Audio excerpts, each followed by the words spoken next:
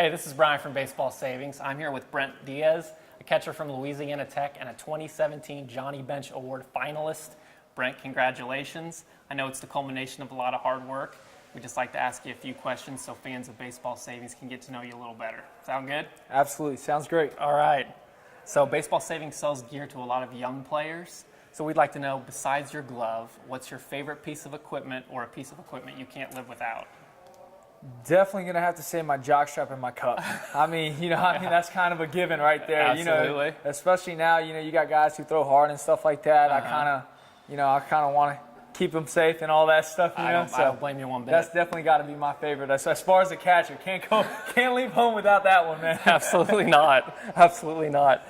Now, you hit 340 this year, tremendous average, but you were also hit by a pitch, a school record 20 times. How did that happen? I really think a lot of guys don't like me. When I step in between the lines, I'm not trying to be your friend. I'll do anything in the world for anybody off the field. Uh-huh. But as soon as somebody says play ball, it's personal. I'm not representing myself. I'm representing my university. I'm representing a coaching staff. I'm representing teammates that believe in me. And, so when we get in that box, it's me against you. And there's nobody else in there. So, the preparation that you do off the field and all that stuff, that's where it comes into fruition. Mm-hmm. In the sense that I put in the work that you haven't. Mm-hmm. So when I step in that box, I've already got you beat. And I think they don't like that because they know I'm looking for a certain pitch and they don't want to make a mistake that I can hit. Mm-hmm. So they try to come in and I'm on the plate. So thank you for the free 90. I'll see you later. Terrific, terrific. Is there a major league catcher that you admire or that you've learned a lot by watching them play? Man, that's a tough one. I'd have to say Pudge. I was reading something about him the other day, and, it's not about his arm or it's not about how talented he was. There's plenty of talented guys. Mm-hmm. And as you're growing up and stuff, you're going to see guys who are a lot more talented than you and whatnot. What's important to me is the way you approach the game before it happens. I remember that he had nothing, and he threw one ball down to second base, and they drafted him out of Puerto Rico. Mm-hmm. He'd wake up at 5 a.m, eat a peanut butter and jelly sandwich, and he'd be at the field all day. Mm-hmm. So it's not about all this stuff that people got going on nowadays. You got to eat all these calories, you got to take all these protein shakes, you got to get all these supplements. Man, do what you got to do and go play ball because you love it, not because you get all this other stuff. Terrific, great message. Do you have any advice for young players who want to play catcher as well as you can? Well, I don't know about play as well as me. I'm not very good at it. Man, believe in yourself. There's going to be people that don't believe in you. There's going to be people that say, this guy's better than you. There's always going to be people more talented. There's more people more talented than me. But I got to this position because I believed in myself when nobody else did. I'll tell you who believed in me. It's that person and that person.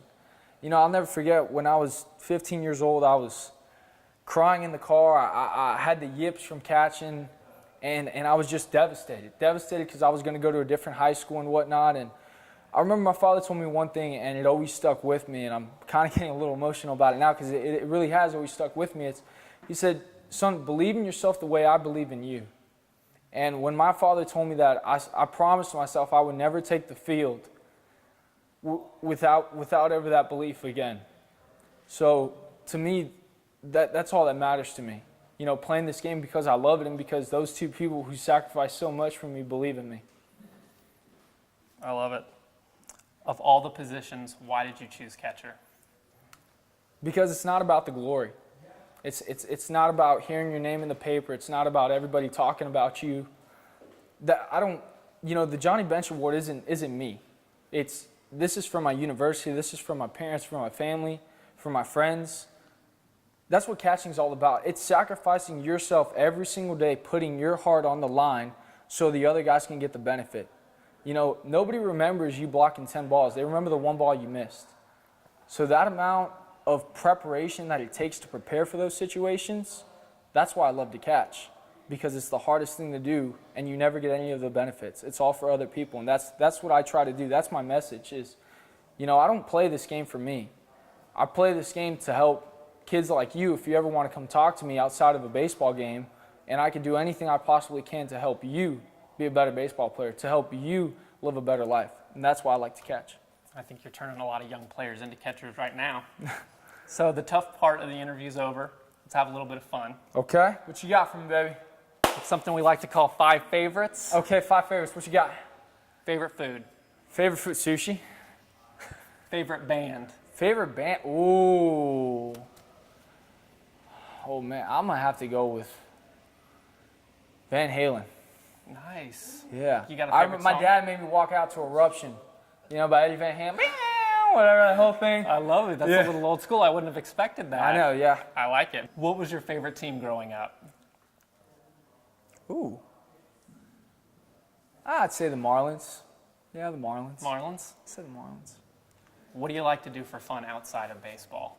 Ooh, I like to do yoga, and I like to read books. Yeah, that's what I like to do. Brent, you killed it. Good luck. We look forward to watching your career unfold. Thank you, Mr. Brown. Appreciate you.